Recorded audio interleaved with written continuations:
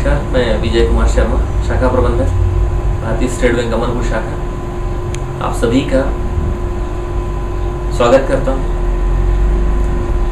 भारतीय state bank Amarpur शाखा या किसी भी बैंक ब्रांच से या किसी वित्तीय संस्था से लोन या कर्ज लेकर अपने जीवन स्तर को शासन प्रायोजित जो योजनाएं रहती हैं, यदि उन योजनाओं का लाभ लिया जाए और सही तरीके से उसका भुगतान संभव हो, उसकी चुकौती हो सके, तो निश्चित रूप से बैंक को और कर्ज लेने वाले को दोनों को ही फायदा होता है। मैं फोकस करूंगा बैंक की उन स्कीम पे और जिला पंचायत की या जो जिला उद्योग केंद्र की उन योजनाओं पर जो हमारी शाखा पे लागू होते हैं, जैसे किसान क्रेडिट कार्ड है। क्षेत्र में यह व्यापक धारणा है कि किसान क्रेडिट कार्ड जो है एक बार लेने के बाद उसको बहुत लंबे समय के बाद चुकाना रहता है करके। मैं स्पष्ट कर दूं कि किसान क्रेडिट कार्ड एक कम समय का ऋण होता है जो फसल उगाने के लिए, जैसे साहूकारों से जो आप पैसा लेते हैं वो बैंक से और बहुत ही कम ब्याज पे, जो कि 7 रुपये है, 7 रुपया प्रति सैकड़ा प्रति वर्ष, इस मान से आपको ब्याज वापसी करना पड़ेगा।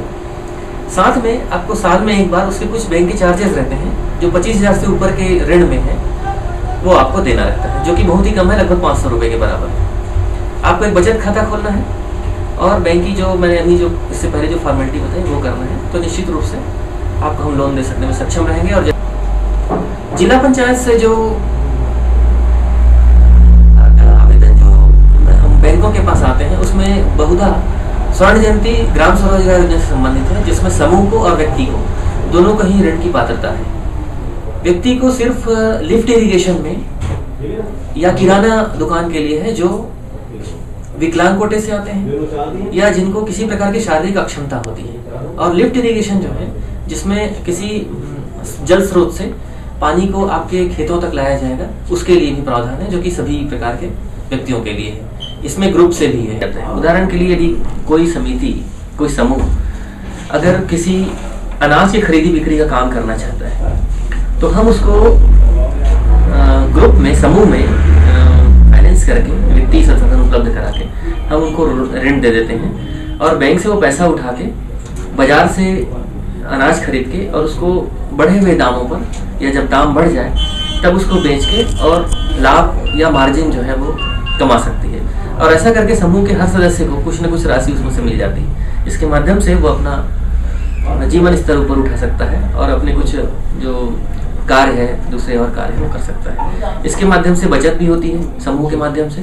गतिविधियां जो है वो इतनी व्यापक हैं कि गांव में कोई भी व्यक्ति समूह बनाकर इस योजनाओं का फायदा ले सकता है। जैसे अगरबत्ती निर्माण है, मिक्सचर मशीन है,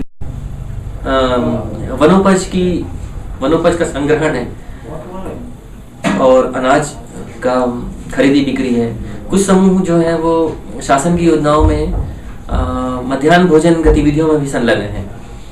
उनको मध्याह्न भोजन बनाने के लिए जो साधन लगते हैं, जो संसाधन जो उनको लगते हैं, वो हम अपने वित्तीय सोर्सेस से उपलब्ध करा सकते हैं और ऐसा करके वो लाभ प्राप्त कर सकते हैं। इसी प्रकार से जिला उद्योग केंद्र से रानी दुर्गावती योजना है, दीनदयाल रोजगार योजना है और प्रधानमंत्री एम्प्लॉयमेंट जनरेशन प्रोग्राम है, EGP कहते हैं उसको, जिसमें स्वरोजगार के लिए छोटे स्तर पे ऋण दिए जाते हैं। इसका प्रावधान है। और इसी प्रकार से जिला पंचायत से एक परिवार मूलक योजनाएं भी चलती हैं, जिसका भी लाभ ले सकते हैं। परिवार मूलक योजना बहुत ही छोटे स्तर की योजना है, जिसमें 40,000 रुपये ऋण का प्रावधान है और उसमें भी 50% अनुदान की पात्रता रहती है। इसी प्रकार से प्रधानमंत्री PMEGP जो योजना है, प्रधानमंत्री स्वरोजगार योजना है, जो उसमें भी 33% या 25%, इस प्रकार से अलग अलग कैटेगरी वाइज उनके सामान्य के लिए और ST के लिए, SC के लिए अलग अलग प्रावधान है कि किस प्रकार से अनुदान मिलेगा और उन योजनाओं का लाभ लिया जा सकता है। योजनाओं की जानकारी जो है संबंधित जिला उद्योग केंद्र में या बैंक से भी प्राप्त की जा सकती है।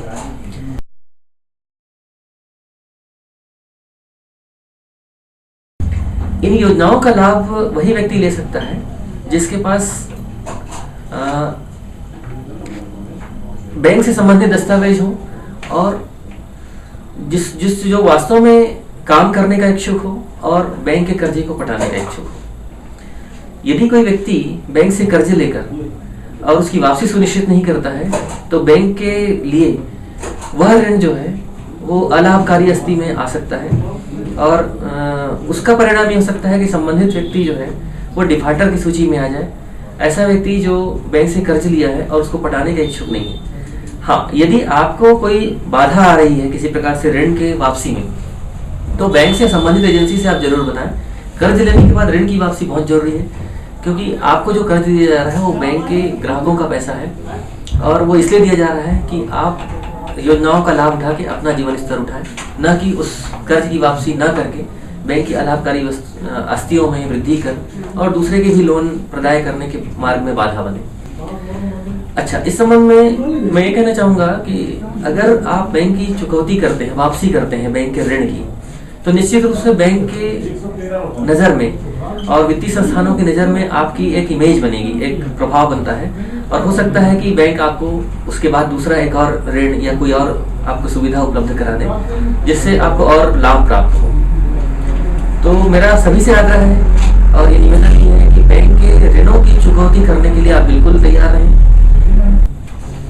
बैंक के जो ऋण है उसकी चुकौती बहुत ही आसान है, उसमें कोई ऐसी बाधा नहीं रहती है कि उसको आप ना कर सकें। 50,000 तक के ऋण में चुकौती इतनी कम आती है, लगभग 400, 450, 500 रुपए, कि उसको आप अपने संसाधन से पूरा कर सकते हैं। जिस कार्य के लिए आपको बैंक ने ऋण दिया है, यदि आप उस कार्य को करेंगे और तन्मयता से करेंगे, अच्छे से करेंगे, लोगों का सहयोग लेके करेंगे, तो निश्चित रूप से आप उतने साधारण से ऋण की वापसी को बिल्कुल कर सकते हैं।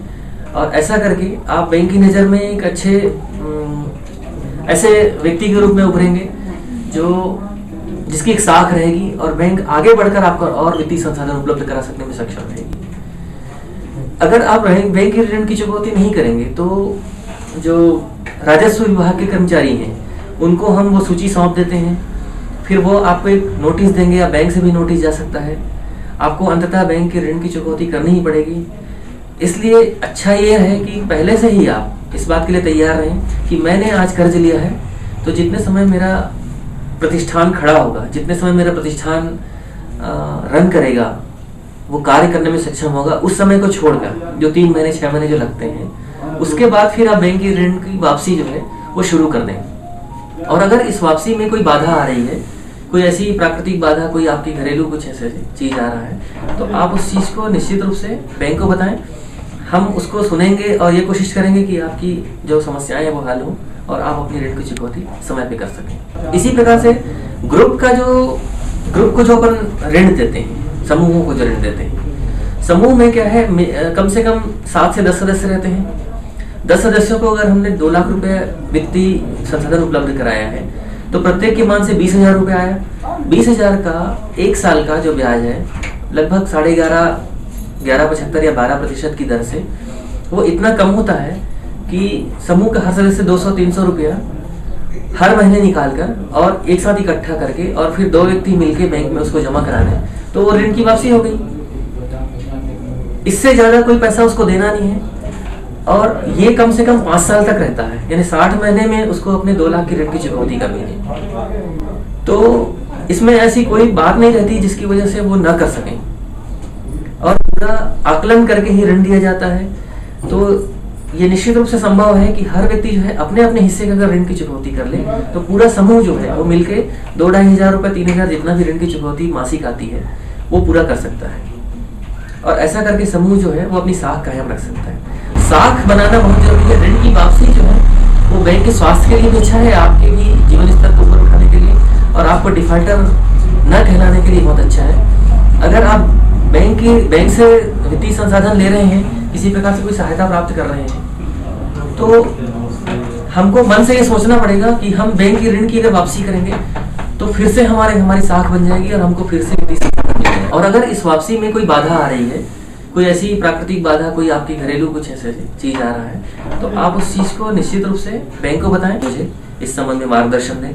बैंक निश्चित रूप से आपकी सहायता करेगी, लेकिन पहल आपको करनी पड़ेगी। और ऐसा करके आप पब्लिक मनी को, जो लोग धन है उसकी सुरक्षा भी कर सकेंगे, दूसरों की सहायता भी कर सकेंगे और बैंक के स्वास्थ्य को सुनिश्चित कर सकेंगे कि वो दूसरों की मदद कर सकने में सक्षम है। बैंक से जो आजीविका परियोजना के अंतर्गत जो ऋण लिया जा रहा है उसमें यही समझाई दिया गया है उन लोगों को कि बैंक से ऋण जो लिया जाए तो बाकायदा उनको बैंक में ऋण दिया जाए, उनको वापस किया जाए और बैंक से लेने के बाद में उनका जो जीविका जो साधन है उनका आजीविका परियोजना के अंतर्गत तो उनमें जो सुदृढ़ हो और उनका परिवार ऊंचा उठे और सेठ साहूकार से वो लोग यहाँ वहाँ भटकना न पड़ सके और बाकायदा वह बैंक का ऋण वो लोग देते रहे।